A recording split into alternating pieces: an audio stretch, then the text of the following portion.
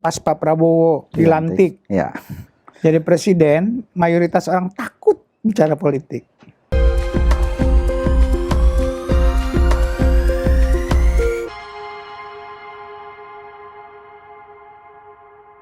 Saudara, kita akan melanjutkan bedah politik bersama Profesor Saiful Mujani. Kali ini kita akan membahas soal kondisi kebebasan politik kita di Indonesia sekarang ini.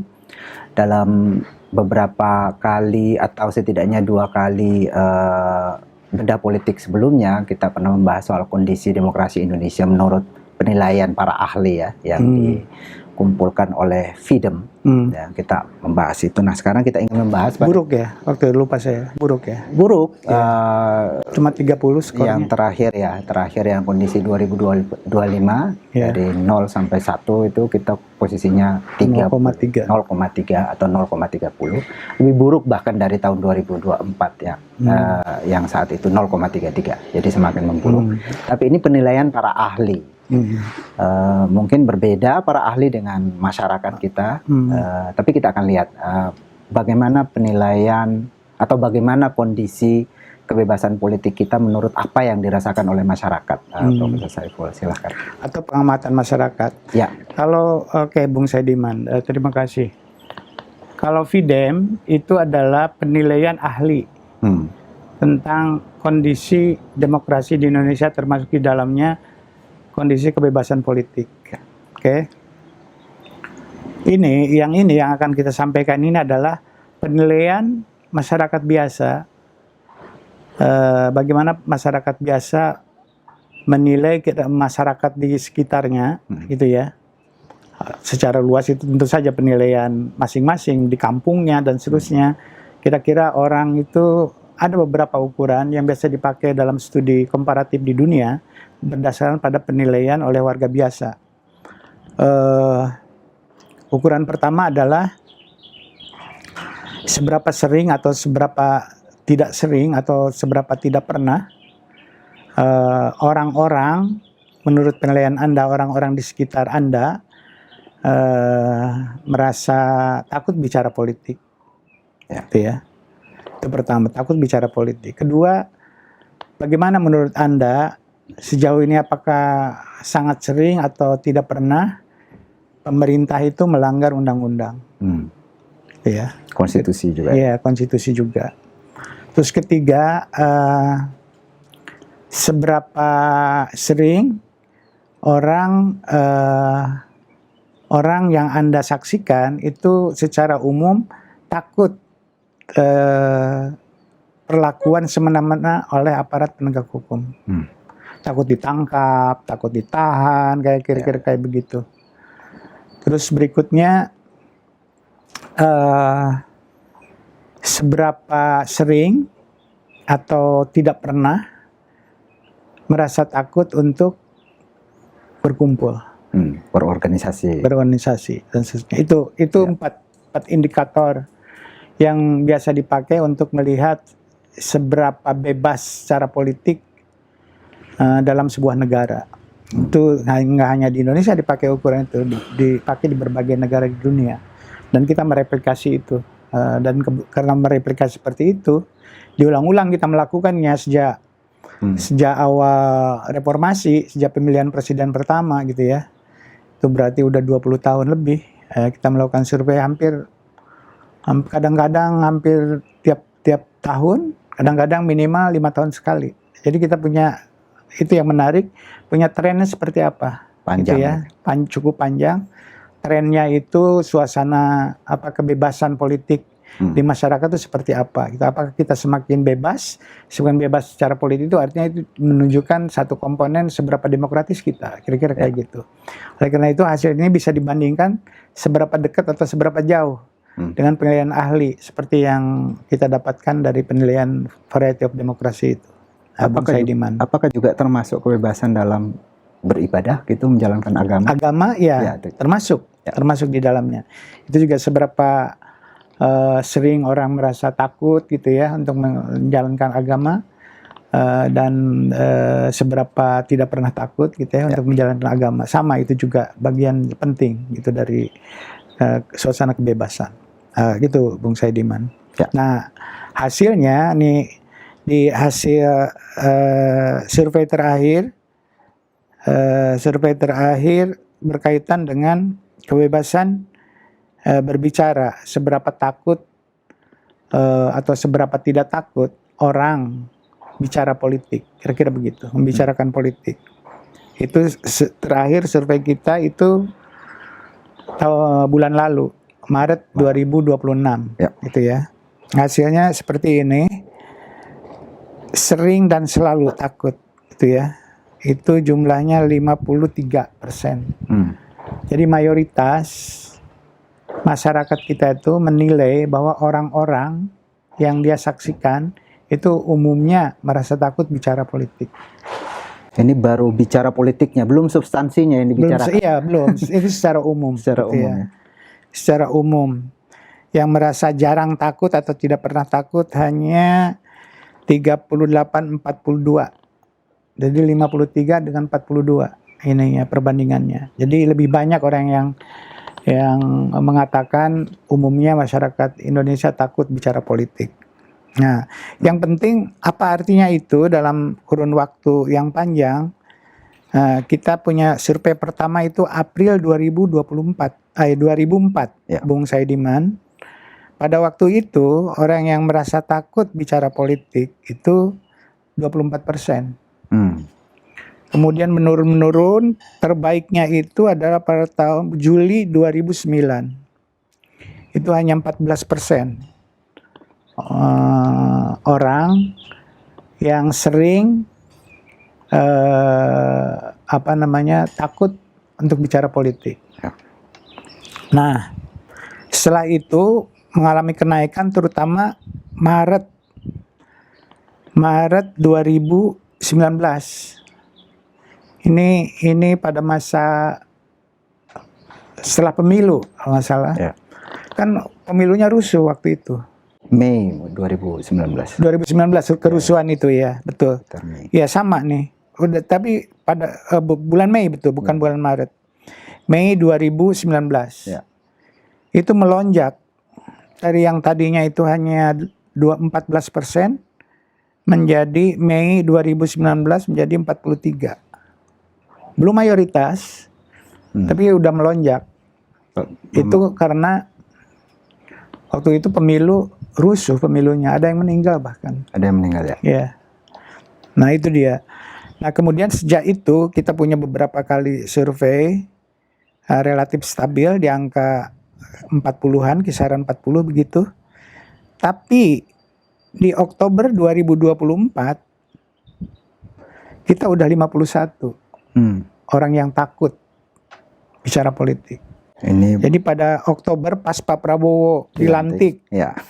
Jadi presiden, mayoritas orang takut bicara politik. Gitu ya. Kemudian pada Maret 2026, bulan lalu, naik dari 51 menjadi 53. Jadi mayoritas pada di bawah kepemimpinan Pak Prabowo, sejak Pak Prabowo dilantik jadi presiden, gitu ya, sampai sekarang, itu mayoritas masyarakat menilai orang-orang pada umumnya takut bicara politik. Kira-kira apa penjelasannya, Profesor? Apa ya? Apakah misalnya terkait dengan semakin banyaknya intervensi militer ke wilayah sipil sejak Prabowo dilantik atau? Iya. Saya tidak tahu, tidak bisa berspekulasi gitu ya. Tapi sebagai sebuah penafsiran, beberapa indikasi ya tadi yang Anda sebutkan, mungkin di bawah Pak Prabowo kan tentara itu kan simbol dari ketidaktertiban, bukan ketidaktertiban, ketidakamanan yang sangat serius gitu loh. Ya kan? Jadi kalau tentara makin banyak berkegiatan atau tugas di wilayah-wilayah sipil, mengindikasikan bahwa di situ tidak aman. Ada kegentingan. Ada kegentingan, dipersepsikan begitu. Banyak sekali orang berseragam misalnya, gitu ya, bawa senjata laras panjang kayak begitu. Itu kan mengindikasikan, tidak aman gitu loh kan, simple aja. Menarik sekali nih. Jadi kehadiran tentara itu bukan menunjukkan kondisi lagi aman, justru tidak aman. Takut ya? Orang takut gitu. Amannya tuh karena takut, ya kan beda itu. Ya. Aman tertib kayak gitu karena takut, tapi beda dengan aman dan tertib secara ikhlas, itu kan beda. Iya kan. Nah, dalam demokrasi tuntutannya itu, tertibnya itu bukan karena takut. Tertibnya itu ya memang harus tertib. Memang warganya sukarela tertib. Sukarela tertib gitu loh. Tapi kalau tertibnya itu karena takut, nah itu tidak demokratis, itu represi namanya, gitu ya. Bisa intimidasi dan seterusnya kayak gitu. Jadi ya kan, misalnya pada bulan Agustus kan terjadi demo besar-besaran dan penangkapan ribuan. Ya. Sampai sekarang masih ada sekitar 700-an yang menunggu. Masih berproses, ya kan, di polisi, di pengadilan, ya kan. Jadi itu jumlah penangkapan sebanyak itu dalam kurun waktu yang kurang lebih singkat ya. Kan demonstrasi Agustus gitu ya. Belum setahun Prabowo memerintah. Belum setahun itu ribuan nangkap orang gitu loh. Mungkin orangnya memang melakukan tindakan kriminal mungkin gitu. Tapi apapun itu membuat suasana ketakutan kan begitu loh. Jadi kenapa orang kok zaman Prabowo berani gitu loh. Kalau disebut itu kekerasan, dia melawan kan gitu loh. Intinya kan melawan kan gitu loh. Jadi perlawanan seperti itu menciptakan kerusuhan misalnya dan seterusnya. Dan Prabowo sendiri menyebut itu mendekatnya itu menjurus makar, teroris, ya kan? Siapa yang nggak takut sama terorisme? Yang kepala negaranya bilang itu teroris, ya kan? Itu menjurus ke makar. Pernyataan-pernyataan semacam itu mungkin menciptakan, apalagi media sosial mudah sekali diakses. Pernyataan-pernyataan semacam itu, wah genting negara kita gitu kan. Wah, jangan ngomong politik lah kayak gitu. Jadi kehadiran tentara di mana-mana, ada proses tindakan represif dari negara kepada para demonstran, pernyataan presiden itu semua bisa menciptakan suasana ketakutan. Dan ini indikator aja ya. Indikator. Dan jadi kebebasan kita buruk lah sekarang. Udah mayoritas orang mengatakan, menilai gitu ya. Suasana orang-orang pada takut ngomong politik kok. Oke itu ya. Berikutnya, salah satu yang bisa menciptakan suasana tidak takut dan tertib itu kan hukum, gitu ya. Hukum, gitu loh. Nah, hukumnya ini dilanggar apa enggak, gitu ya. Pertama-tama, apalagi dalam masyarakat yang kuat ikatan patronasenya gitu ya, patron kliennya, di mana orang sering orang atasan itu, pejabat dan sebagainya dijadikan contoh untuk perbuatan yang baik, kira-kira kayak begitu. Nah, masyarakat menilai kalau ditanya apakah para pejabat itu tidak pernah melanggar undang-undang atau konstitusi, kira-kira begitu, tidak pernah atau seringkali melanggar konstitusi. Jawabannya apa? Mayoritas mengatakan sering atau sangat sering para pejabat kita itu melanggar konstitusi. Jadi fondasi daripada kebebasan tadi, yaitu hukum, itu pun dilanggar di mata masyarakat sendiri. Para pejabat itu sering melanggar konstitusi. Ya, pada pertemuan kita sebelumnya, Profesor Saiful juga menjelaskan soal beberapa kebijakan atau beberapa keputusan dari pemerintah yang bertentangan atau melabrak konstitusi, ikut BOP, kebijakan-kebijakan yang lain. Gitu. Ternyata itu dirasakan oleh masyarakat. Tahu masyarakat gitu loh. Kok begitu sih gitu ya, kira-kira. Kita melihat ini presiden loh yang melanggar, gitu kan. Belum lagi yang tingkat aparat-aparat di bawah gitu yang tidak ini. Mereka mengalami sendiri, masyarakat ini kan secara nasional survei ini ya. Survei nasional. Jadi terus berikutnya indikator yang lain, Bung Saidiman, kita melihat melanggar aturan, kemudian penangkapan semena-mena, gitu ya. Apakah menyaksikan bahwa sering atau sangat sering penangkapan semena-mena, takut akan penangkapan semena-mena, kan kayak begitu. Apakah masyarakat umumnya sering atau sangat sering takut atas penangkapan semena-mena oleh aparat penegak hukum, polisi dalam hal ini? Tentara juga sama kita diperlakukan kayak polisi kan, kayak Babinsa itu, kan kerjanya untuk itu, kayak susah lah memisahkan peran polisi sama Babinsa, tentara. Bagaimana misalnya kasus Andri Yunus, penyiraman itu,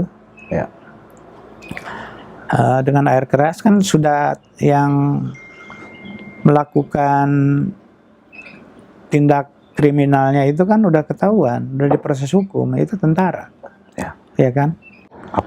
Aparat gitu kan. Pertanyaan saya, kok bisa tentara gitu loh, untuk mengawal ketertiban di masyarakat? Itu kan kalau mendengar penjelasannya, kenapa terjadi penyiraman itu, penganiayaan itu, tindakan kriminal itu terhadap Andri Yunus, adalah karena Andri Yunus dianggap dengan teman-temannya bisa masuk ke ruang sidang anggota DPR yang sedang membahas undang-undang TNI di Hotel Fairmont, ya kan?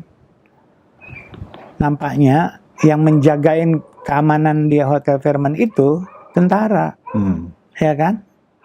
Bukan polisi. Kalau ditanya ke saya bilang, kamu ngapain ada di situ? Tentara gitu. Ini bukan wilayah kamu, ini wilayah sipil. Wilayah polisi mesti. Wilayah polisi. Cukup kalau polisi yang nyiram, itu aku agak paham gitu ya. Itu memang tugasnya, ini 2 kali salah nih. Dia udah memasuki wilayah sipil, gitu ya. Kedua, melakukan kejahatan. Atau bahkan satpam kali kalau di hotel. Saya kira ya, nggak perlu polisi ya, cukup satpam aja gitu loh. Jadi ya orang-orang DPR juga harus bertanggung jawab itu. Kenapa memperkenankan tentara jagain mereka gitu loh. Apakah ini udah sebegitu gentingnya gitu kan? Kayak perang di perbatasan Papua sama Papua Nugini gitu loh. Itu 2 kali salah itu. Penempatan tentara di wilayah sipil, 1, kedua melakukan tindakan kejahatan, menyiram orang. Percobaan pembunuhan. Bisa ya kan? Nah itu suasana seperti itu membuat orang takut, ya kan?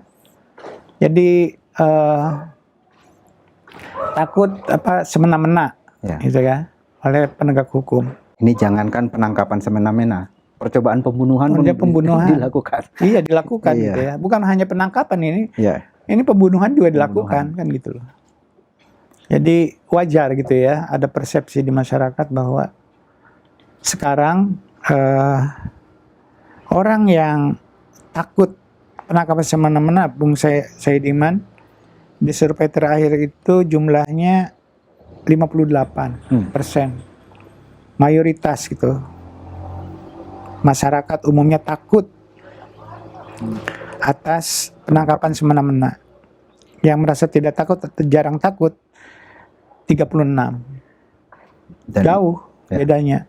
Dan ini melonjak ya 2 tahun terakhir. Nah, kalau dilihat trennya itu melonjak. Jadi dari Februari 24 itu yang merasa takut tuh Februari 24 itu pas masa pemilu. Itu masih 36 yang merasa takut aparat itu. Kemudian masuk Oktober 24 waktu Prabowo jadi presiden, udah menjadi mayoritas 51%. Naik dari 36 ke 51. Terus sekarang Maret 2026 naik lagi menjadi 58. Ini perasaan dan kesaksian masyarakat secara umum. Jadi saya melihat di situ ada konsistensi yang sangat kuat antara penilaian ahli tentang kondisi demokrasi kita, kebebasan kita, dengan kesaksian yang diberikan oleh masyarakat umum. Itu Bung Saidiman. Mungkin itu ya beberapa indikator yang penting. Jadi memang kebebasan politik kita, demokrasi kita, rule of law itu dalam kondisi yang sangat buruk. Ya. Dan trennya memburuk gitu ya. Menurut penilaian masyarakat sendiri itu konsisten dengan penilaian dari ahli tentang kondisi demokrasi di Indonesia. Jadi kelihatannya ketemu ya Profesor Saiful dari kondisi demokrasi yang buruk di tingkat elit, kurangnya check and balances karena partai-partai ya takut mungkin memberi kritik terhadap pemerintah, juga dari masyarakat yang takut bicara, takut berorganisasi, takut ditangkap dan seterusnya. Jadi kondisi kita kira-kira begitu sekarang menurut elit seperti yang kita diskusikan pada pertemuan sebelumnya, dan sekarang menurut publik juga demikian, konsisten dengan itu. Saya kira itu yang kita bisa bahas pada pertemuan kali ini. Kita akan ketemu kembali dalam bedah politik bersama Profesor Saiful Mujani berikutnya.